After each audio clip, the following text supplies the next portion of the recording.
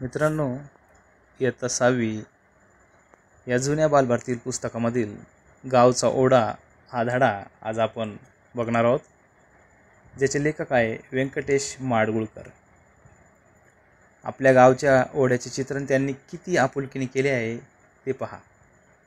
चला तर वाचूया गावचा ओढा.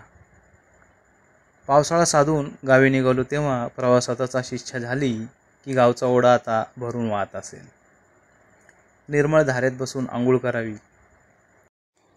आजारी माणसाला जशी काही बाई खाण्याची वासना होते तसेच हे होते. मी काही गावाला फार वर्षाने जात होतो अशातला प्रकार नव्हता. 1-2 वर्षांनी एखादी धावती भेट होतेच, नाही असे नाही. पण गेल्या अनेक वर्षात गावच्या ओढ्यात मी आंघोळ केली नव्हती. निर्मळ धारेत माशासारखे पोहून जवळजवळ तप लोटले होते. जो आठवण करू लागलो तो लहान लहान तपशीलही आठवू लागले आणि धारेत आंघोळ करण्याची इच्छा अनावर झाली. माशांची रुपेरी अंगे पायांच्या तळव्यांना गुदगुल्या करू लागली. ओढ्याकाठच्या वनस्पतीचा थंड वास छाती भरून टाकू लागला. ओढ्यात स्नान करण्याची इच्छा फारच अनावर झाली. काही गावाच्या ओढ्यांना छान नावे असतात. कापूर ओढा, भाकर ओढा, लांडर ओढा अशी काही नावे मला आता आठवतात. आमच्या ओढ्याला असे काही नाव नाही. त्याचे नाव कोणी ठेवलेच नाही. ही एक उणीव राहून गेली आहे खरी. उगीच आपला ओढा म्हणून गुणच तेवढं सांगण्यात मतलब नाही. आमच्या ओढ्याचे पात्रही रुंद नाही. गावापासून 2-2.5 मैलांवर असलेल्या पाटलाच्या तालीत त्याचा जन्म झालेला आहे. ताल मोठी आहे. पाटलाने आपल्या रानात डोंगराएवढी ताल टाकली आहे असे लोक अपूर्वाईने बोलतात.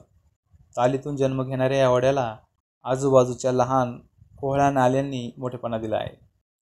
काळ्या रानातून, तांबड्या रानातून, माळ रानातून मिळवलेली जलसंपत्ती या सगळ्या मंडळींनी उदार मनाने ओढ्याला दिली आहे.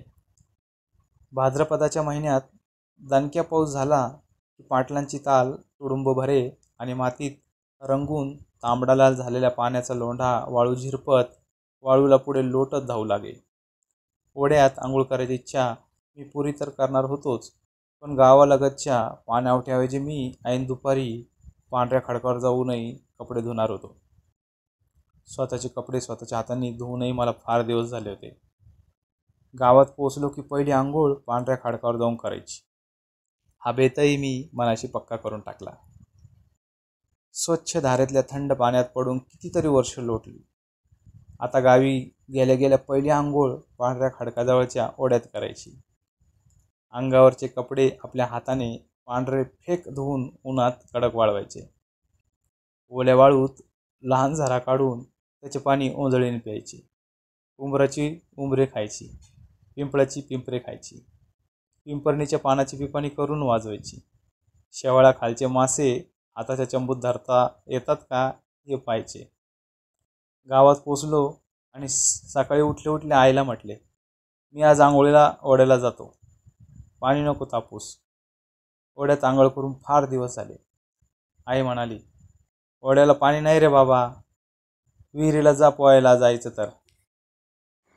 मी आश्चर्याने विचारले, ओढ्याला पाणी नाही? नाही, चिमणीला पिण्यापुरतं सुद्धा पाणी नाही. मला या गोष्टीचे नवल वाटले. प्रत्यक्ष डोळ्यांनी पाहावे म्हणून मी घराबाहेर पडलो. ओढ्याकडे आलो. काठावर उभा राहून ओढ्याकडे पाहिले आणि पूर्वी सुस्थितीत पाहिलेल्या मित्राला 10-12 वर्षांनी दुःस्थितीत पाहिल्यावर जसे वाटावे तसे मला वाटले. दृष्टीच्या टप्प्यात येत होता तेवढा सगळा ओढा कोरडा ठणठणीत होता.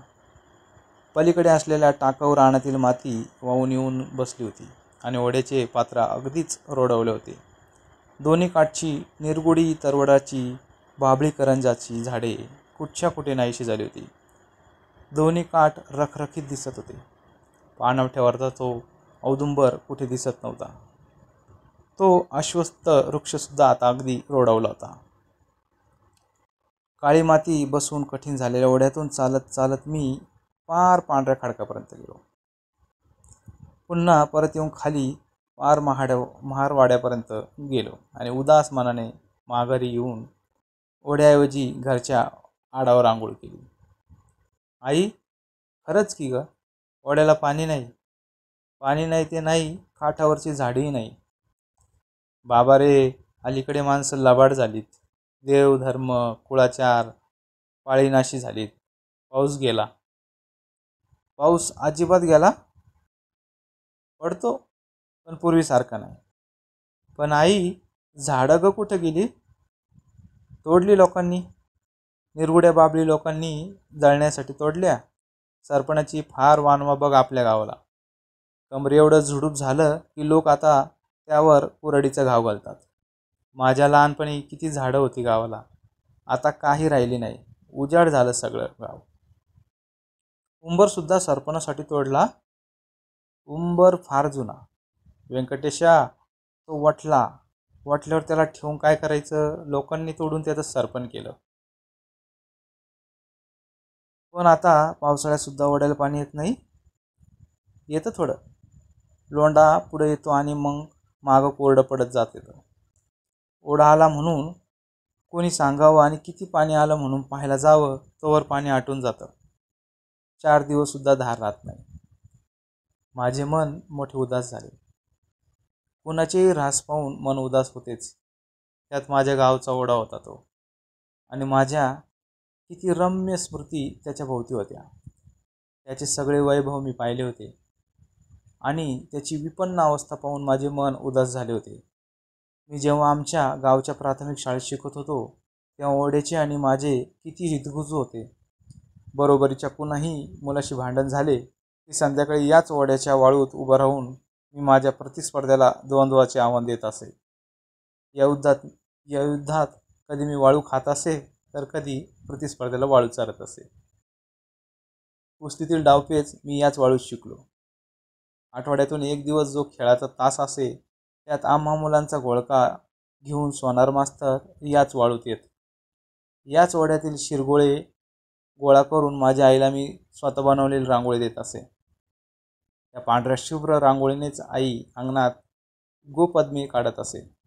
आणि सणासुदीच्या दिवशी तीच रांगोळी माझ्या भावंडांच्या पानाभोवती कमानी करत असे. याच ओढ्याकाठच्या करंजीच्या करंज्या विचून मी त्या गावच्या वाण्याला देत असे आणि त्याबद्दल मिळालेल्या 4-2 पैशातून चणे फुटाणे खात असे.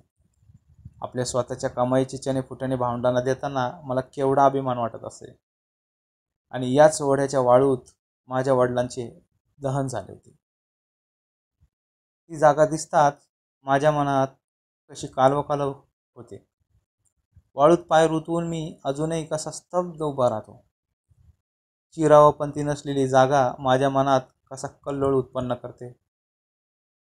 असा हा ओढा, त्याची काही अवस्था झाली. आई, गावाला ओढा नाही म्हणजे ते गाव गगसतं. आज ओढ्याकडे पाहून मला वाटलं गावची शोभा नाहीशी झाली. खरं आहे रे बाबा, पण आता बुंधाळ्याचं तळं झालं आहे. आपल्या गावाला नळाचं पाणी मिळणार आहे. नळाचं पाणी सारखं सुटेल. जमिनी पिकतील, झाडंझुडं पुष्कळ होतील गावाला. 5-10 वर्षात गाव कसं हिरवगार होईल, भरभराटीला येईल. आमचं काय, संपलं आता. पण तुम्हाला पाहायला मिळेल सगळं. घडामोडी बदल हे होणारच. जुने नाहीसे होणार आणि त्या जागी नवी जन्म घेणार. हा सृष्टीचा नियम आहे. त्याबद्दल माझी काही तक्रार नाही. पुढे येणारा हिरवा भविष्यकाळ मला सुखवतो आहे, अधीर करतो आहे. हा काळ काही फार दूर नाही. माझे डोळे उद्या खचितच निवतील, त्याबद्दल मला शंका नाही. पण तूर्त तरी माझे मन उदास झाले आहे. मित्रांनो, कसा वाटला हा धडा कमेंटमध्ये नक्की कळवा.